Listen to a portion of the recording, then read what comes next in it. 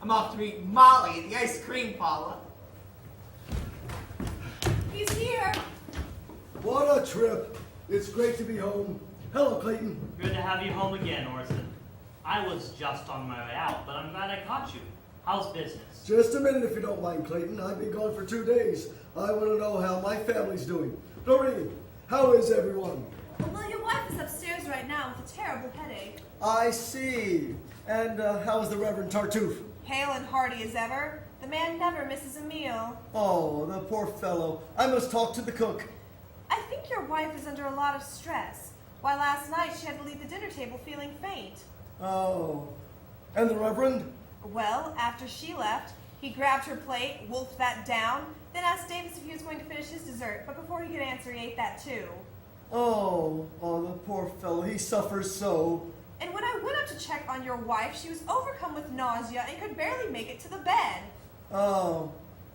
Tell me more about Tartuffe's condition. Well, after the rest of the family went to check on Elmira, he ate every last scrap left on the table and went to bed early and slept like a log. Oh, dear fellow. He does suffer so. And then your wife's headache got so bad that we had to rush her to the hospital where the top of her skull exploded, her brain spilled out all over the floor, and a team of surgeons had to spoon them back in and sew the top of her head back on. Ah.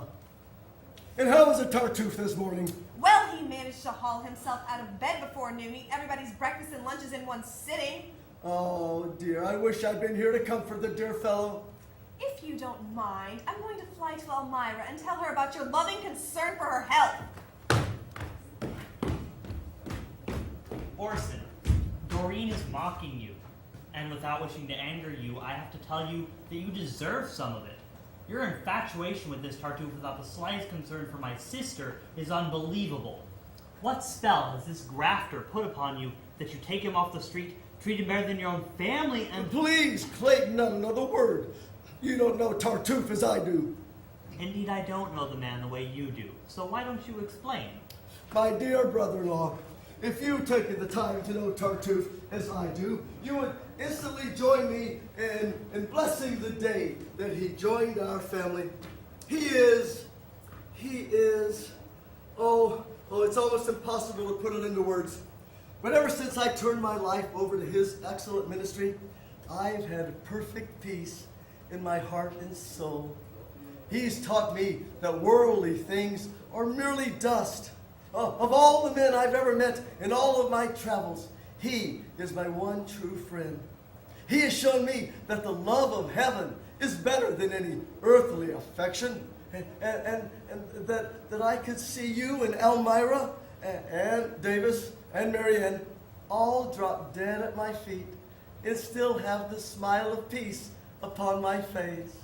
He's turned you into quite the humanitarian. I know. Oh, the day I met him is better than the day my children were born.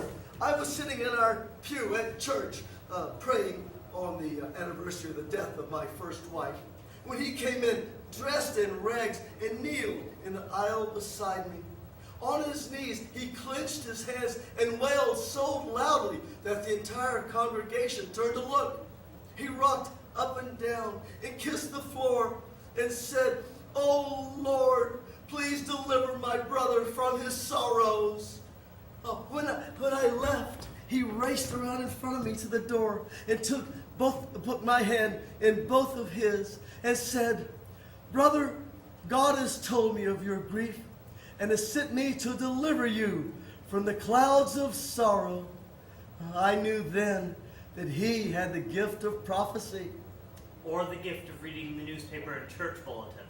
Oh, seeing his poverty, I gave him a $5 bill. He said, "Oh, no, that's too much," and asked if I had change for 20. Well, I gave him $15, which he immediately took to the panhandlers in the street. I knew then that heaven wanted me to bring him into our house. Oh, and what a blessing it has been. He preaches the word of God to everyone. Oh, and he has taken a special interest in Elmira, telling me which of my former friends have sinful thoughts about her and has banished them from the door. He's also shown me about my fortune and told me that I've been wasting it on idle parties and idle neighbors. Yes, but now I intend to dedicate my entire fortune to his excellent ministry. Or to his wallet. Clayton, you slander this holy man.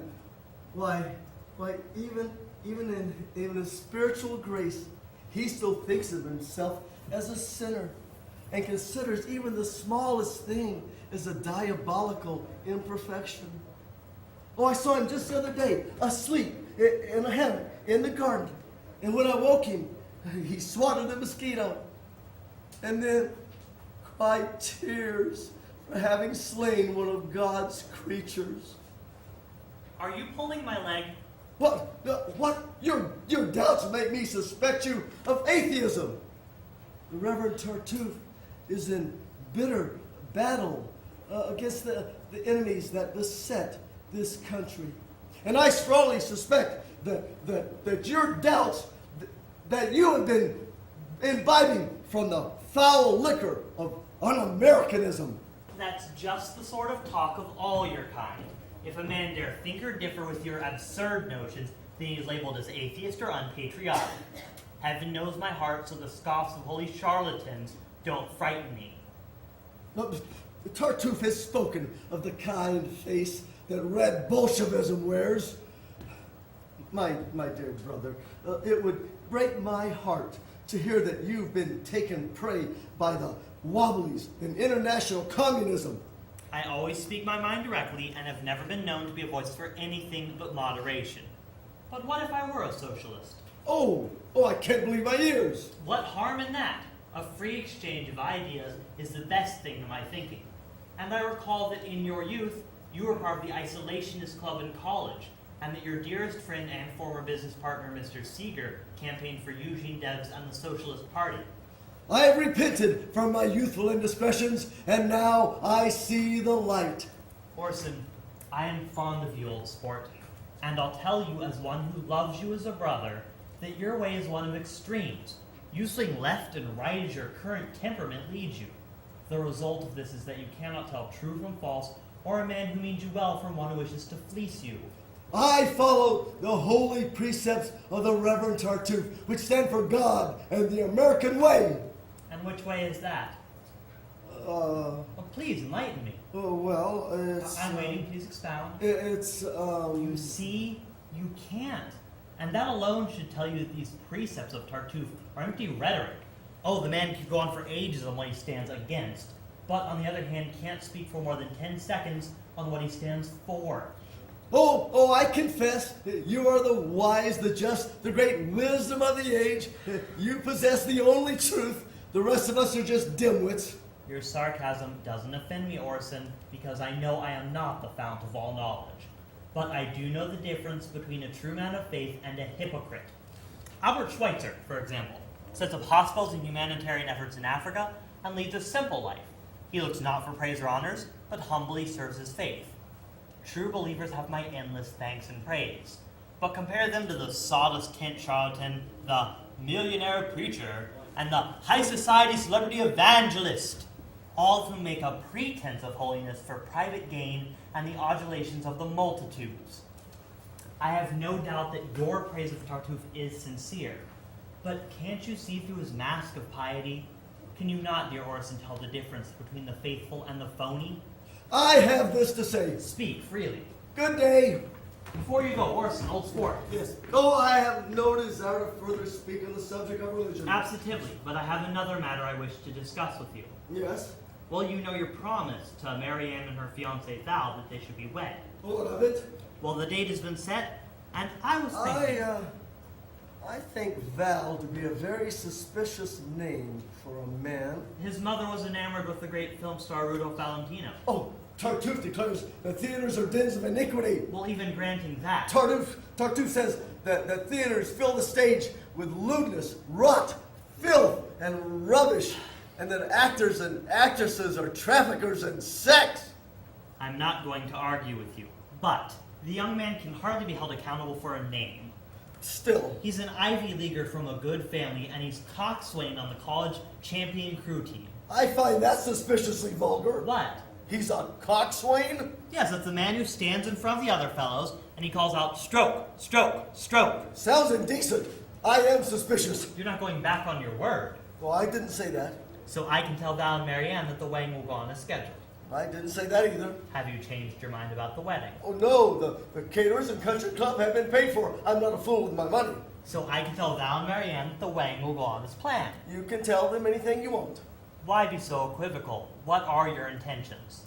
I plan to follow the will of heaven. I don't like the sound of that. But I have an appointment to keep. We'll talk more of this later. Yes, we'll have plenty of time to talk between my devotionals.